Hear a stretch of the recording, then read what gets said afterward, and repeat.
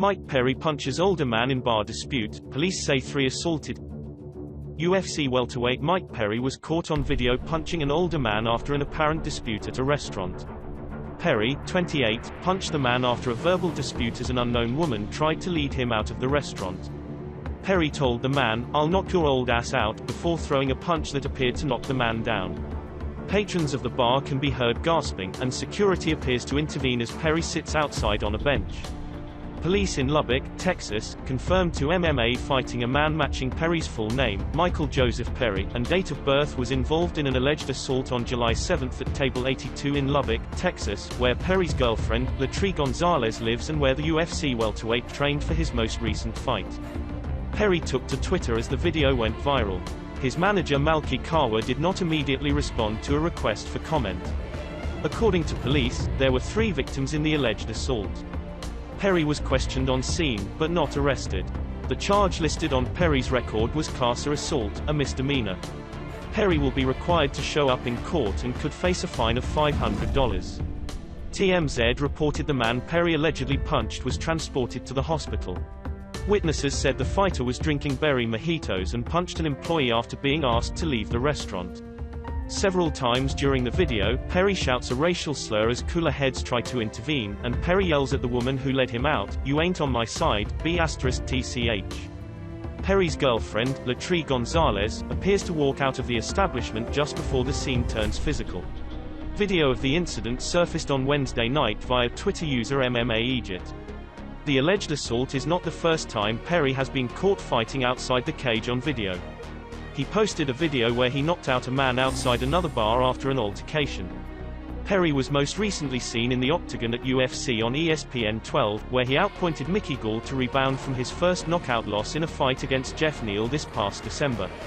Perry was cornered by Gonzalez in the Gall fight and said he chose to do so because he only wanted his girlfriend to share in the glory of his win. No, I'll stay here. Let's go. I'll stay here. What do you want?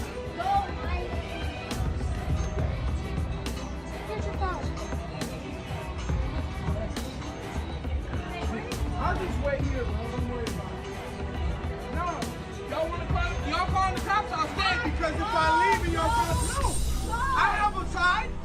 I don't have to go anywhere. I am. Touch her again, motherfucker. Tell them to bring the. Are you bringing the cops? Because if I leave, then I'm. Did you touch me? Oh, you didn't touch me. You were trying to calm me down, bro. You were hitting my damn He touched me. You were hitting my fucking phone. So he touched me. He touched me. You can all lie to me if you want to. But y'all gonna tell the police that I fucking am You know to tell the police. I lied.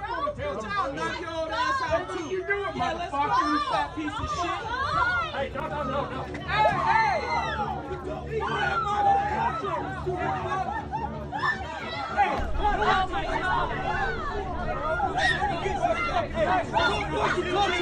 You wanna touch him too? Back up, nigga! Back the fuck up! Call the police! Please stop! Call the police! I ain't do shit! Nah, nigga, fuck you, nigga! Back the fuck up! Back up! He shouldn't touch me! I ain't do shit, nigga!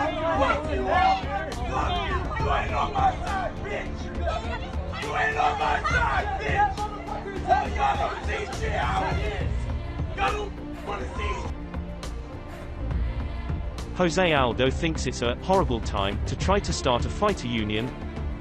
Jose Aldo knows what it's like to think about life after the UFC.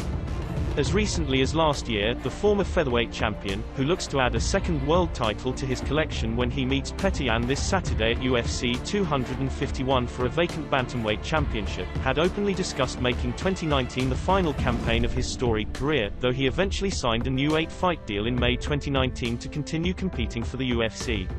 Recently, stars like John Jones and Jorge Masvidal suggested they might leave the UFC under more hostile conditions after voicing their displeasure over fighter compensation. That has led to a renewed conversation around whether UFC athletes are getting paid what they're worth and if it's finally time for the fighters to unionize to improve their power at the bargaining table. Given the havoc that the coronavirus pandemic has wreaked on businesses across the globe, Aldo disagrees that the conditions are right to discuss unionization. I think this is a horrible time to do that, Aldo said at a media scrum in Abu Dhabi on Wednesday. We see so many companies going bankrupt, people losing their long-time jobs, and here's the UFC trying to make us work, trying to give us work. Look at all the money they're spending. Look at everything they're doing to get back and get us back into fighting. I do agree that there needs to be some type of union and fighter pay needs to be discussed, but right now just look at the families that don't know what's gonna be tomorrow, what's gonna happen to them. Here we are, we have a chance to work.